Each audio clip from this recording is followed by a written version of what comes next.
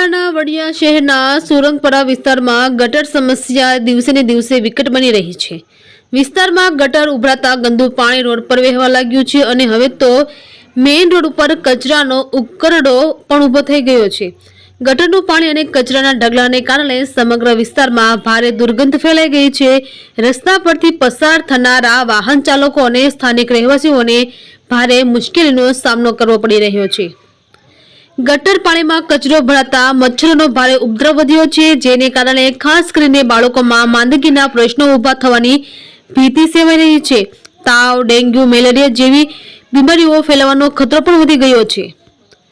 સ્થાનિક લોકો દ્વારા વારંવાર ફરિયાદો કરવામાં આવી હોવા છતાં ત્વરિત સફાઈ કરવામાં તંત્ર નિષ્ફળ સાબિત થયું છે।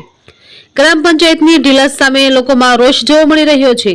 હવે વિસ્તારના નાગરિકોની માંગ છે કે તાત્કાલિક ગટર સફાઈ, કચરા ઉકરડાનું નિરાકરણ અને મચ્છર નિયંત્રણ માટે અસરકારક પગલાં લેવામાં આવે, જેથી લોકોના આરોગ્ય અને સલામતીની રક્ષા થઈ શકે। રિપોર્ટર રાજુ કારિયા, વડિયા। શું મુદ્દો છે ભાઈ તમારે? મુદ્દો એ છે કે જો આપણે આ પાણી આમથી ગટરનું આવે છે, ગટરમાં પાણી હું તમને કહું, અમારા પાયા સુધી પાણી આવી ગયું છે।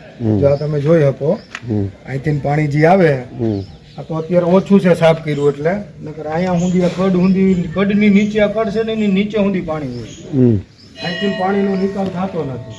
આનો માથે કચરો બધો અહીંયા આવે છે, ખડ આવે છે, આ કચરો બધો એમને સાફ સફાઈ વાળા સાફ હરખું કરે નહીં, કચરો ભરે નહીં। આ પાણી અહીંથી બહાર નીકળીને એટલે રોડની વચ્ચોવચ જાય છે। આ રસ્તો આ છે ને એવો જ થયો આ, પણ આ પાણીની હિસાબે છે ને આ બધો બગડી ગયો રસ્તો। આગળ તમે જોઈ શકો કે જો કચરો છે ને વચ્ચોવચ છે, જીજીનું ટીચીરી એની બાજુમાં જે કચરો છે શેરીની વચ્ચોવચ ઢગલો કરેલો છે, તમે જોઈ શકો છો। આનાથી રોગચાળો થાય છે, છોકરા માંદા પડે છે। આપણે આપણા કામમાં હોય ને ઘરેથી ફોન આવે કે છોકરાઓને ભાઈ મજા નથી, આપણે કામ મૂકીને એને દવાખાને લઈ જવાના। આનાથી રોગચાળો, મારા દરવાજો બારી અમે કોઈ દી ખોલતા જ નથી, કેમ કે આ ખોલીએ એટલે સીધા મચ્છર ને જીવાયતું ચાલુ જ રહે છે। આમાં બીજું કાંઈ નહીં। જો તમારે જોવા, તમે નજર જ જો, બધું તમને નજર સામે જ છે। અહીંથી ના પાણી આમ જાય, અહીંયા ઢોર પાણી પીએ। હું તમને કહું આવડો આ કદડો, કેટલો કદડો રોડની વચ્ચોવચ છે। આ બાપુએ સેવા માટે મૂકેલી છે 2 નાયણું, બરાબર, પાણી પીવા માટે, હું તમને કહું, પણ હવે એનો કોઈ ઉપયોગ તો થવો જોઈએ ને। આનો બધો કચરો અહીંયા આવે, ડટો આવે, કોઈ સાફ સફાઈવાળા બરોબર કરે નહીં તો કરવાનું હું તમને કહું।